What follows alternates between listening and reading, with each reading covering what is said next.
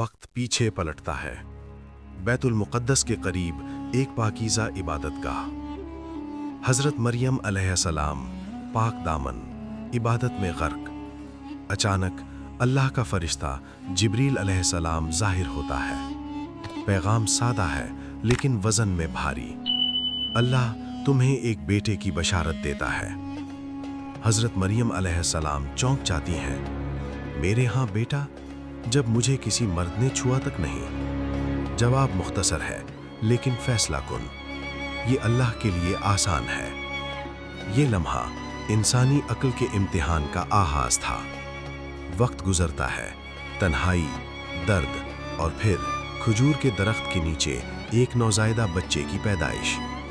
हज़रत मरियम अलैहिस्सलाम खौफज़दा हैं। लोग क्या कहेंगे?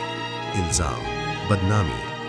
लेकिन अल्लाह का हुक्म है, खामोश रहो। जब कौम सवाल करती है तो वो बच्चे की तरफ इशारा करती है और वो बच्चा बोल उठता है, मैं अल्लाह का बंदा हूँ, उसने मुझे किताब दी और नबी बनाया।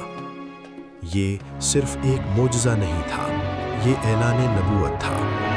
हज़रत ईसा अलैहिस्सलाम जवान होते हैं, बनी इसराइल के दरमियान खड़े होते हैं। पैगाम वाज़ेह है, अल्लाह एक है, उसी की इबादत करो। अल्लाह के हुक्म से मुजज़ात ज़ाहिर होते हैं। मिट्टी से परिंदा बनाना, फूंक मारना और वो जिंदा हो जाता है। मुर्दों का जिंदा होना, मरीजों का शिफा पाना, अंधों का देखने लगना। लेकिन हर मोजज़ा एक शर्त के साथ, बिइज़्निल्लाह, अल्लाह के हुक्म से।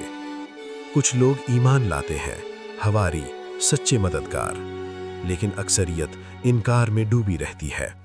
वक्त बदलता है, मुखालिफत बढ़ती है, उलमा और सरदार खौफज़दा हो जाते हैं, उनकी ताकत खतरे में है।